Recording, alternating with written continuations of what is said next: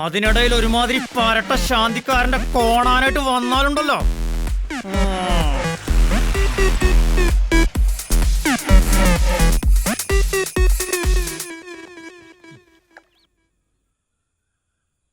പരട്ട ശാന്തിക്കാരൻ.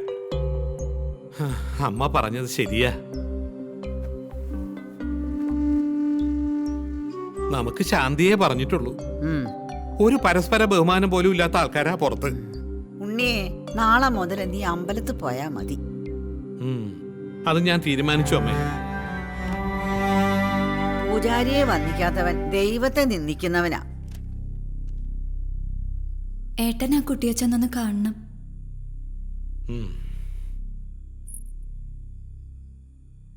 ഞാനൊരു പഴഞ്ചൻ ആളാണേ. മനസ്സിൽ തോന്നണത് പറഞ്ഞാ ശീലം. കുട്ടിയുടെ ജീവിതം തുടങ്ങിയിട്ടേ ഉള്ളൂ. നിസ്സാര പ്രശ്നങ്ങളൊക്കെ പറഞ്ഞു തീർത്ത് സുഖമായിട്ട് കഴിയാൻ പാടില്ലേ? നിങ്ങൾ എന്തുട്ടാ നമ്പൂരിച്ചായി പറഞ്ഞോണ്ടിരിക്കണേ? വന്ന കാര്യം ഓളോട് തുറന്നു പറ. ആരാം പറഞ്ഞോട്ടെ. മിണ്ടാതിരി മുല്ലാക്ക. എന്താ കാര്യം? പരിഭ്രമിക്കേണ്ട ഒരു കാര്യമില്ലേ. വിഷമങ്ങൾ സുഹൃത്തുക്കളോട് പറയണതിൽ ഒരു തെറ്റുമില്ല. പക്ഷേ അവരും ആഗ്രഹിക്കണം നമ്മുടെ പ്രയാസങ്ങൾ മാറാൻ. കുട്ടി തരുൺ സാറിനെ എങ്ങനെയാ കണ്ടേക്കണെന്ന് എനിക്കറിയില്ലേ. ഞാൻ കുറച്ചായേ അദ്ദേഹത്തിന്റെ കൂടെ കൂടിയിട്ട്. ആ പ്രകൃതം എനിക്ക് നന്നായിട്ട് അറിയാം. ഒന്ന് കരുതി ഇടപെടണമെന്ന് പറയാനാ ഞങ്ങൾ വന്നേ. അത്രേ ഉള്ളൂ. അവോയ്ഡ് ചെയ്യുക, അതാ കുട്ടിക്ക് നല്ലത്. തരുൺ എന്നോട് ഇതുവരെ മോശമായിട്ട് പെരുമാറിയിട്ടില്ല. പിന്നെ ഞാൻ എന്തിനാ അവോയ്ഡ് ചെയ്യുന്നത്? ഞങ്ങൾ നല്ല ഫ്രണ്ട്സാ. നിങ്ങൾ ഫ്രണ്ട്സ് ആണെങ്കിൽ നമ്മൾ എന്റെ ഇക്കാക്കമാരാണെന്ന് കൂട്ടിക്കോ. നമ്പൂരിശ നമ്മുടെ നമ്പറുടെ വോക്ക് കൊടുക്ക്. പടച്ചോൻ അനുഗ്രഹിച്ച അന്റെ മുമ്പിൽ വെച്ച് തന്നെ ഓനെ ഞമ്മക്ക് കിട്ടും. നിങ്ങൾ വരി. ചായ.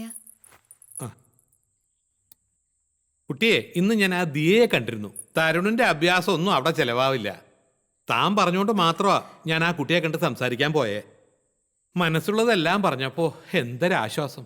മുട്ട് തീർത്തപ്പോ ശുഭമായി കണ്ടതല്ലേ. എല്ലാം അനുകൂലത്തിൽ വന്നോളും.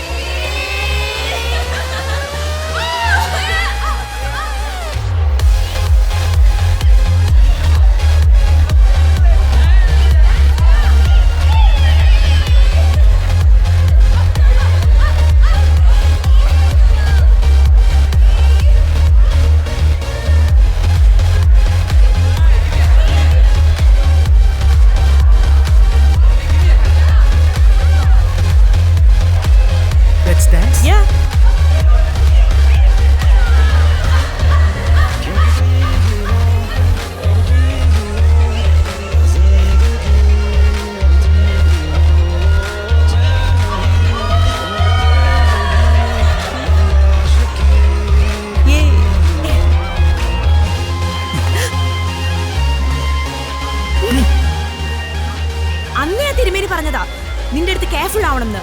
ഇനി റിലേഷൻ മെയിൻറ്റെയിൻ ചെയ്യാൻ എനിക്ക് താല്പര്യമില്ല.